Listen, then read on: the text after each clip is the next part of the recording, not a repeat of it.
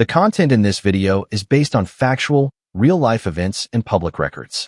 All opinions expressed are for educational and documentary purposes only.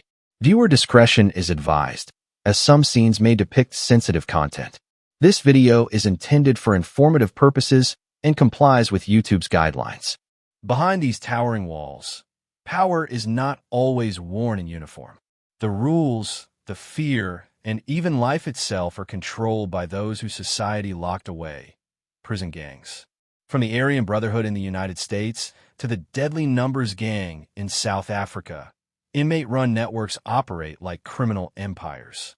They dictate who lives, who dies, who gets protection, and who becomes a target.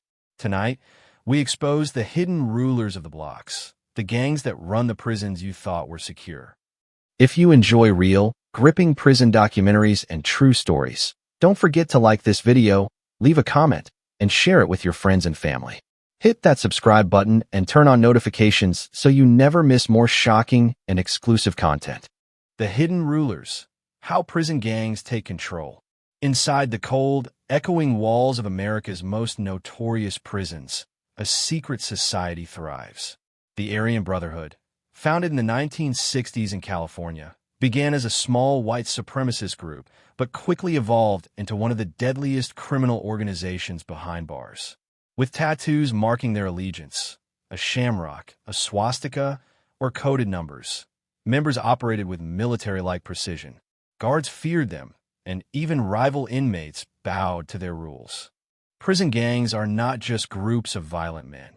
They're meticulously organized criminal empires functioning inside concrete fortresses. Across the United States, notorious organizations like the Aryan Brotherhood, the Mexican Mafia, and the Black Guerrilla family control significant portions of prison life.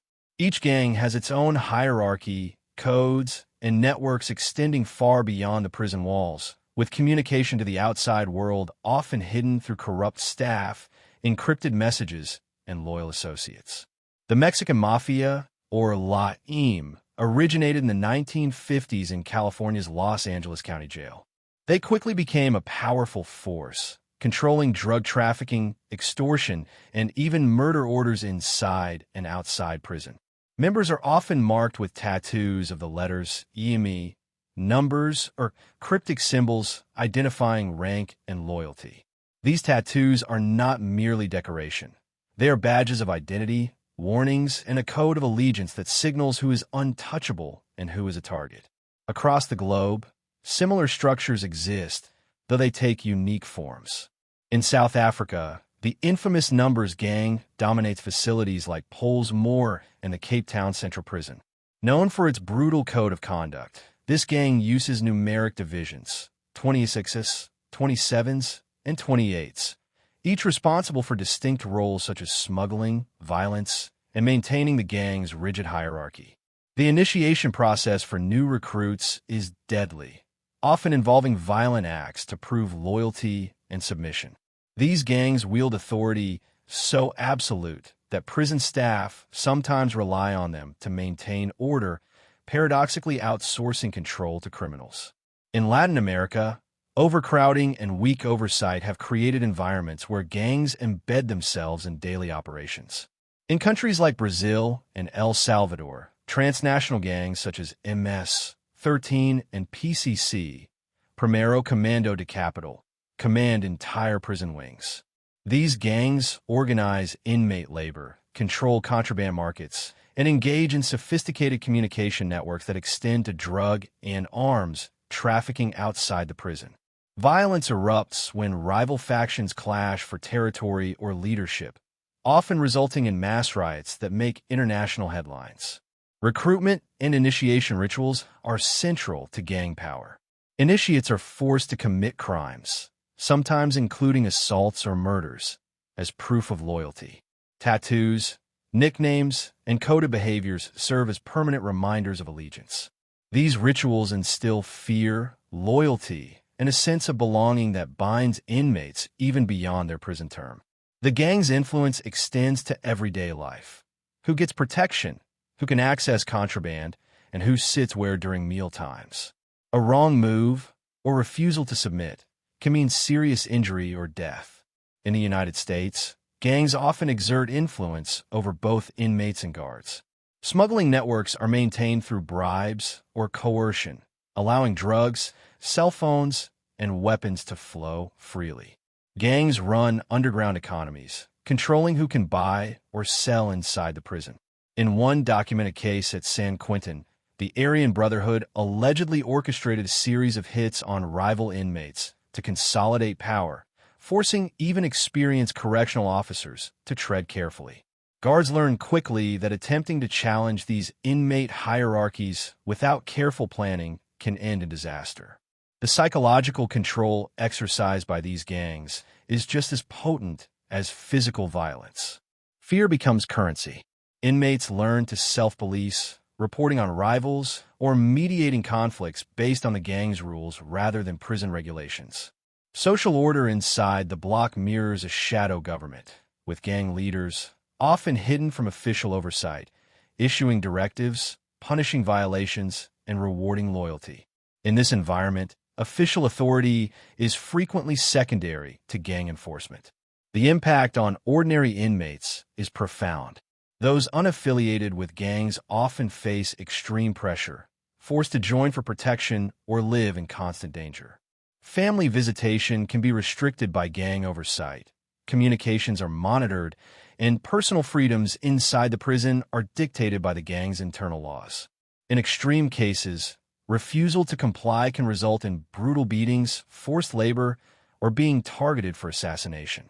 This control also spills into the outside world, as gangs maintain networks on the streets to enforce sentences, collect debts, or coordinate criminal activities with released members. Even in Europe, authorities face similar challenges.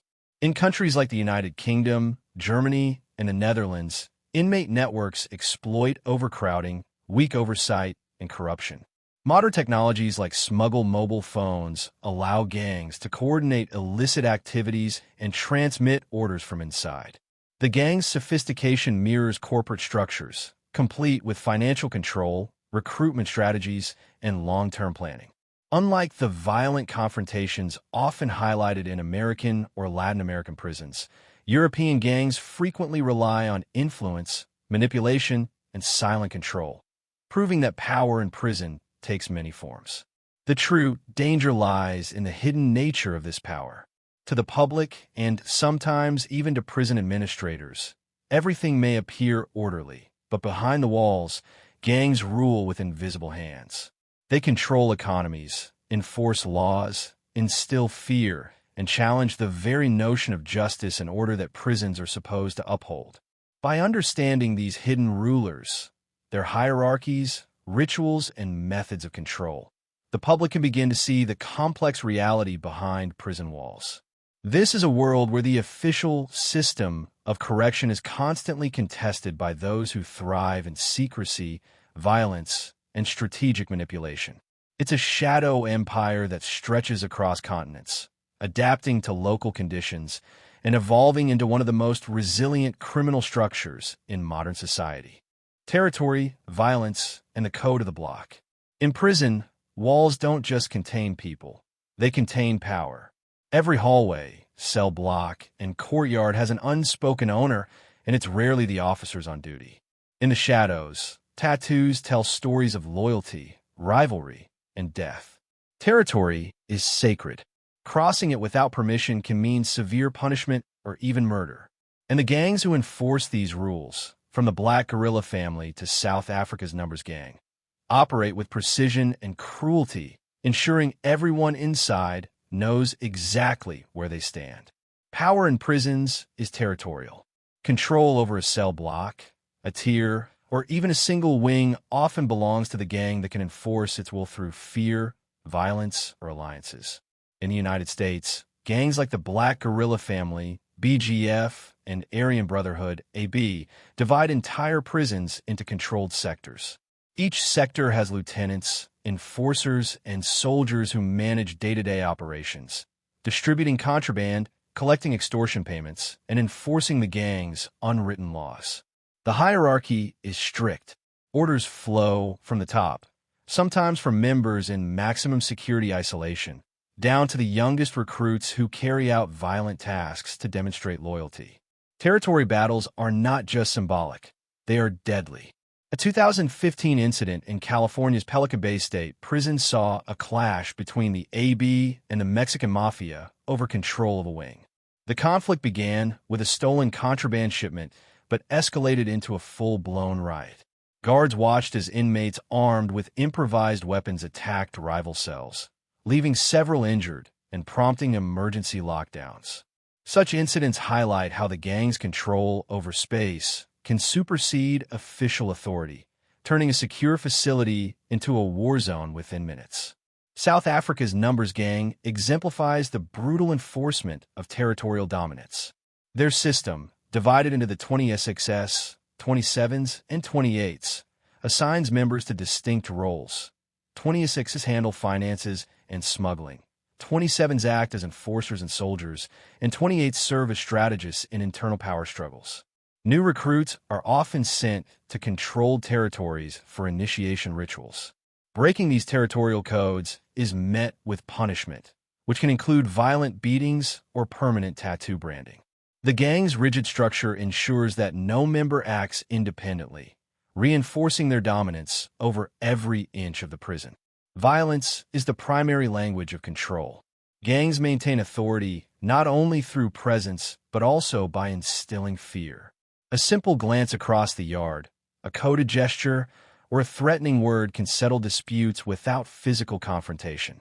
However, when rules are broken, violence is swift and extreme. Inmates are beaten, stabbed, or sometimes killed for perceived betrayals. For example, in Latin America, overcrowded prisons in Brazil have seen hundreds of inmates killed in coordinated gang attacks during turf wars. These incidents demonstrate the lethal efficiency of organized inmate violence and how rivalries can escalate beyond the control of prison officials. The gang code is a set of unwritten rules that governs behavior inside the prison. Loyalty, secrecy, and obedience are the most sacred elements. A member who informs guards or violates gang orders faces severe punishment, often fatal. Tattoos play a crucial role in this system. Inmates mark themselves with symbols that communicate rank, gang affiliation, and criminal achievements. These markings are more than art. They are visual contracts that define allegiance and signal warnings to others. Even within a single prison, rival gangs use these tattoos as territorial markers, reminding everyone who controls each section. Recruitment is continuous. Gangs target vulnerable inmates, new arrivals, young prisoners, or those without protection. Initiation often involves committing a violent act, sometimes a stabbing, to prove loyalty. In South America, new recruits to gangs like MS, 13, or PCC are tested through brutality, attacking a rival inmate or smuggling contraband undetected. Success earns them a place in the hierarchy. Failure can be fatal. These initiation rituals create a culture where violence is normalized and obedience is absolute. Gangs also manipulate prison economics to reinforce control. By controlling contraband, from drugs and weapons to mobile phones, they assert dominance over inmates and guard relations. In one documented case in Texas, a gang orchestrated a prison-wide black market operation, using violence to enforce pricing and collection rules. Inmates who attempted to bypass the system faced beatings or solitary confinement orchestrated by gang enforcers. The gang's influence extended beyond the prison, with street affiliates collecting payments and coordinating operations outside the walls. Psychological warfare is just as vital as physical enforcement. Fear is embedded in the daily routines of inmates. Who eats where, who walks which corridor, and who sits where during recreation. A whispered warning or a symbol on a wall communicates danger or dominance. The presence of gang leaders, even in solitary confinement, is felt through messages relayed by loyal members, reinforcing the invisible chains of control.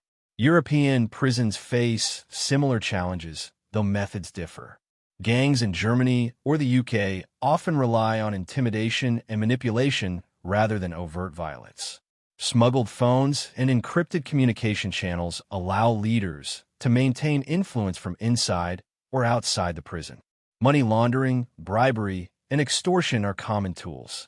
These gangs are strategic, planning attacks, enforcing rules, and managing members in a way that mirrors corporate control rather than the open brutality often seen in the Americas. Ultimately, the power of prison gangs lies in their ability to combine territorial dominance, violent enforcement, economic control, and psychological manipulation. They create parallel societies within prisons, where official rules are often ignored, and the gang's code becomes the law. In this world, a tattooed hand, a shadow in the hallway, or a whispered order carries more weight than any guard's authority. Understanding these dynamics is crucial to grasping the complexity of prison life. When gangs control the blocks, the consequences ripple beyond the prison walls, affecting recidivism, public safety, and the very notion of justice. They turn prisons from institutions meant to rehabilitate into microcosms of organized crime, where survival depends on knowledge of the gang's code, territorial awareness, and the ability to navigate invisible lines of power. Contraband and the prison economy. In prison, control isn't just about fists and fear, it's about flow.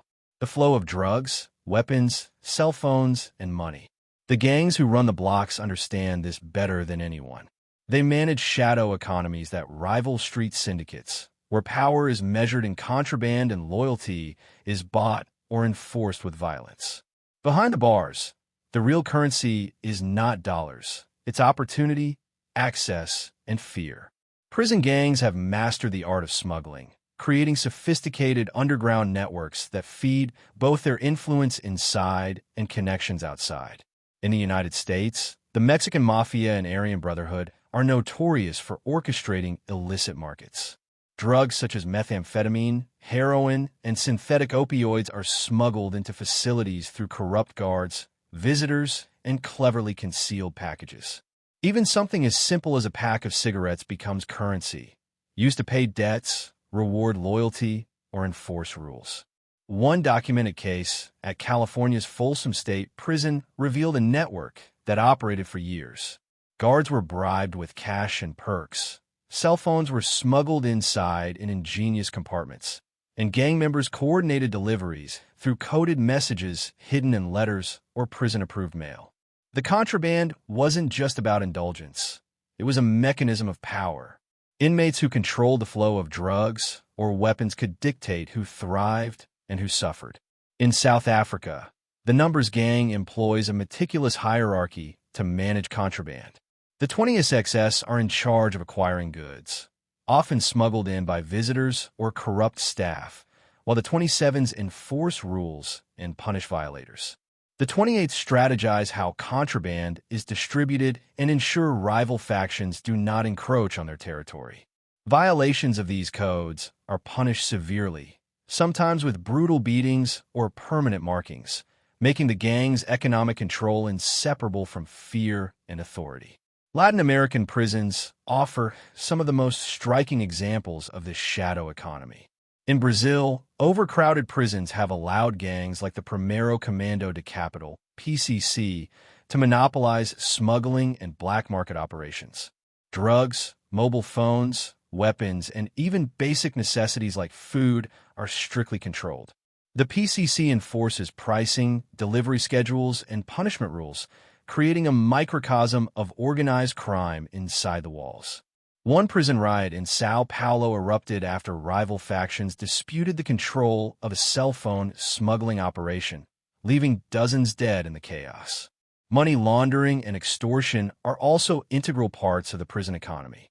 Inmates often extort weaker prisoners, forcing them to pay for protection from violence.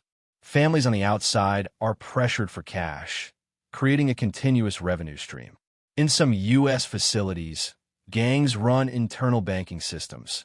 Members deposit money with trusted lieutenants, who redistribute it according to loyalty, rank, or service rendered.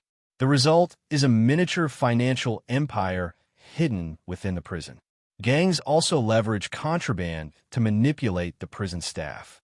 guards are bribed or intimidated to turn a blind eye to illicit activity. A contraband cell phone or a package of drugs can be enough to sway a weak officer to comply.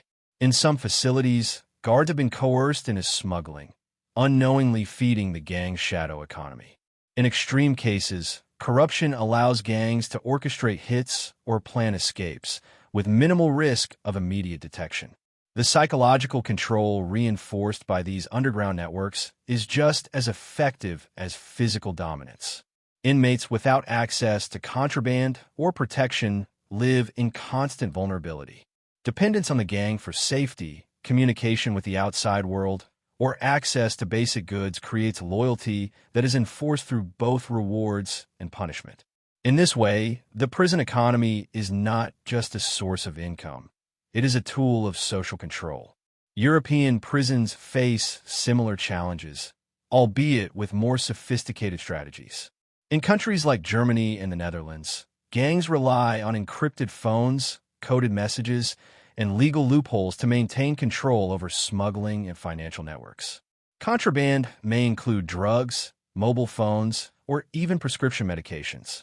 These networks often function quietly, using influence and intimidation rather than open violence, demonstrating that control can be subtle, strategic, and just as effective as brute force. One striking example occurred in a UK prison where a gang used hidden phone networks to coordinate drug deliveries and money collection. Orders from leaders in solitary confinement were followed meticulously, and members on the outside ensured that operations continued without interruption. When a rival gang tried to intervene, the conflict was resolved not through immediate violence, but through strategic enforcement, intimidation, and negotiation, a clear display of how power in prison often mirrors corporate management as much as street violence. The risks associated with contraband are enormous. Detection can lead to lockdowns, investigations, and violent purges. Inmates caught smuggling without protection often face beatings or worse. Yet for the gangs that dominate these underground economies, the rewards far outweigh the risks. Control over contraband reinforces their authority, finances their operations, and extends their influence both inside and outside prison walls. Ultimately, the prison economy is a reflection of the gang's broader strategy to control every aspect of life behind bars. From food to drugs, weapons to communication, the flow of goods dictates power. Gangs wield contraband like a weapon, using scarcity, access, and punishment to ensure obedience. For the average inmate, this economy is a double-edged sword. It provides essential access to goods, but it also deepens dependence on the gang, reinforcing the invisible chains that control life inside the walls. Understanding the prison economy is crucial to understanding the real power in prisons. While administrators may enforce official rules, it is the gangs who determine who eats, who survives, and who rules the block. Their shadow networks create a parallel society, one where obedience, loyalty, and fear are the currency, and contraband is the lifeblood. Rivalries, riots, and a deadly struggle for power. Inside the walls, tension never sleeps. Every corner, every hallway, every yard is a battlefield waiting to erupt. Prison gangs do more than enforce rules. They enforce fear. Rivalries simmer for months, sometimes years, until they boil over into riots, stabbings, and even mass killings. Behind the closed doors of maximum security prisons, the real wars are fought not in courtrooms, but in silent, shadowed hallways where the cost of a misstep is often life itself. The struggle for dominance is the lifeblood of prison gangs. Inmates fight not just for survival, but for respect, territory, and the ability to control the invisible economy inside the block. One of the deadliest riots in American prison history occurred in 1980 at the New Mexico State Penitentiary, where tensions between rival gangs exploded into a 36-hour riot. Inmates took control of parts of the prison, hostages were taken, and a staggering 33 prisoners were killed, with over 200 injured. The incident highlighted how deeply gang power could override official authority, turning a correctional facility into a chaotic battlefield. Rivalries often begin over minor disputes, contraband, disrespect, or territory encroachment, but they escalate due to the rigid codes enforced by gang leaders.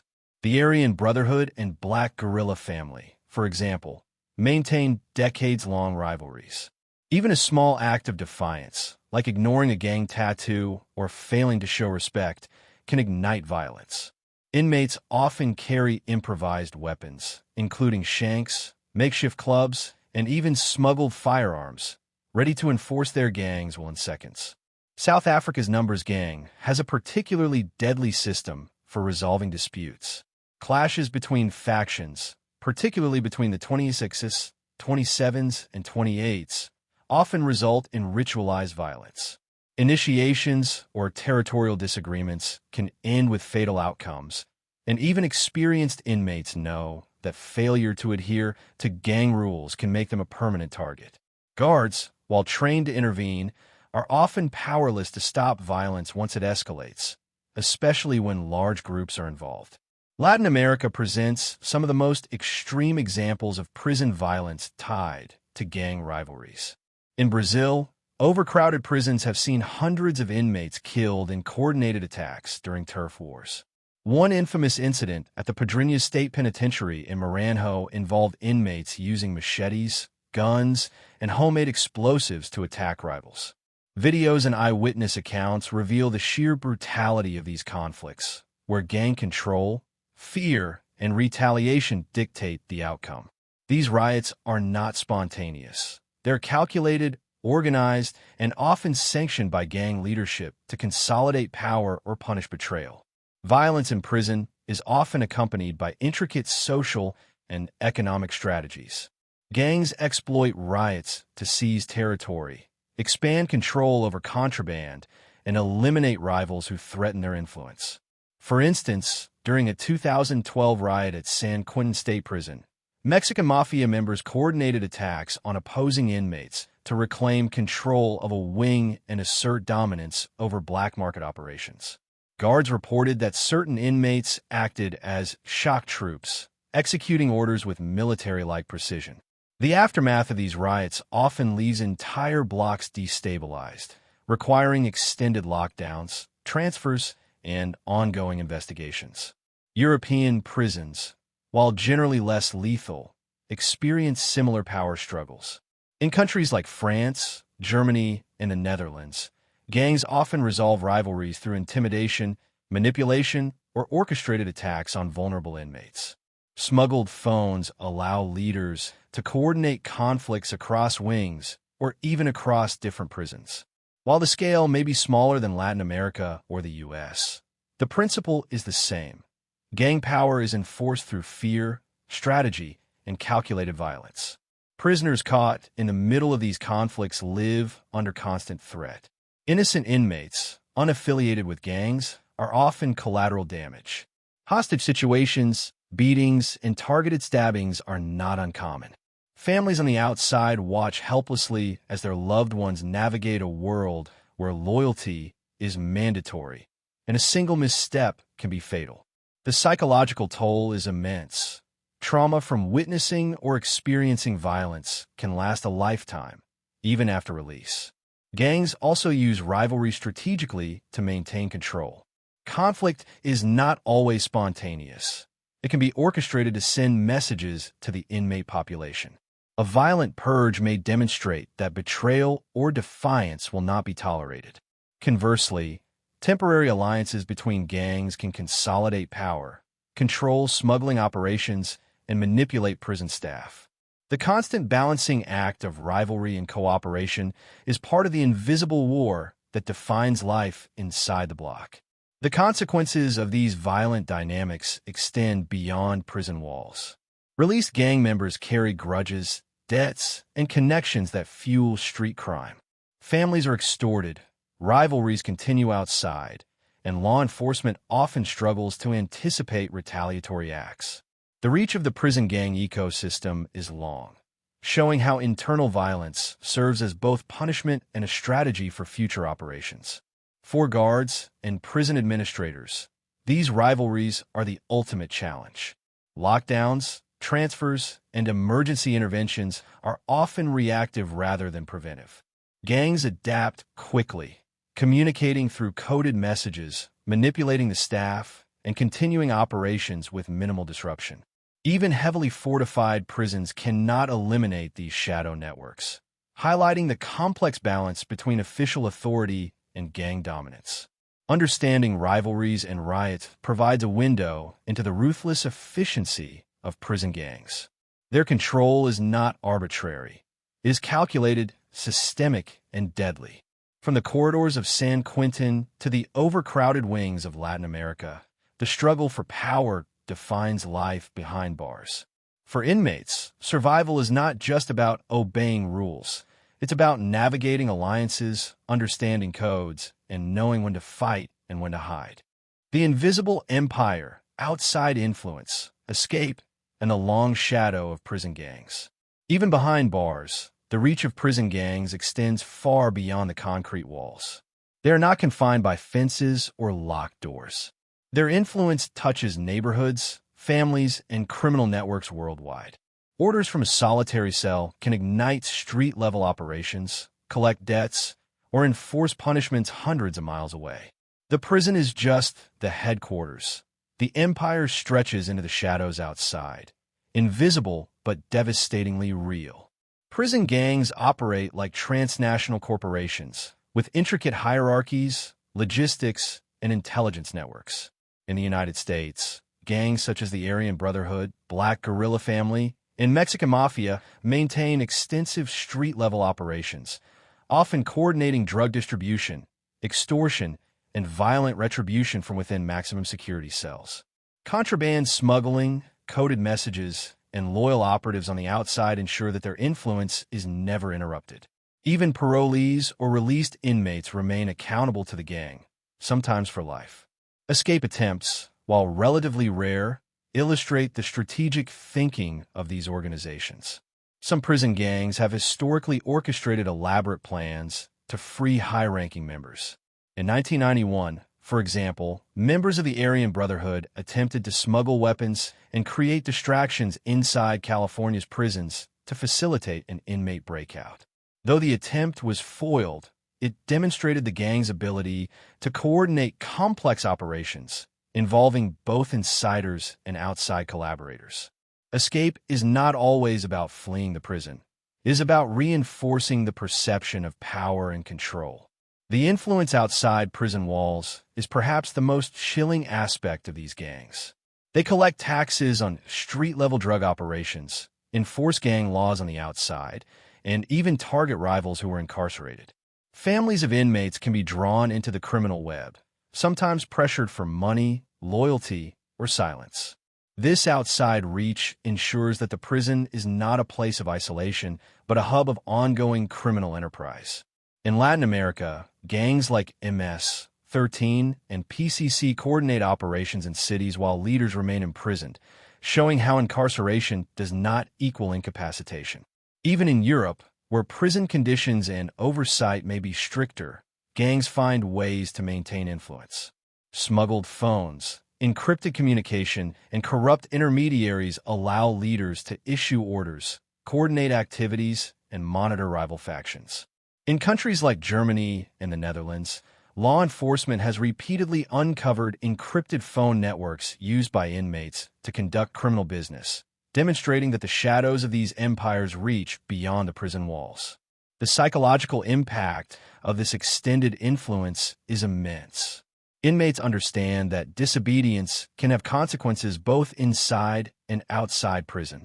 Rival gangs, street associates, and even law enforcement are part of a complex ecosystem where power, loyalty, and fear intermingle.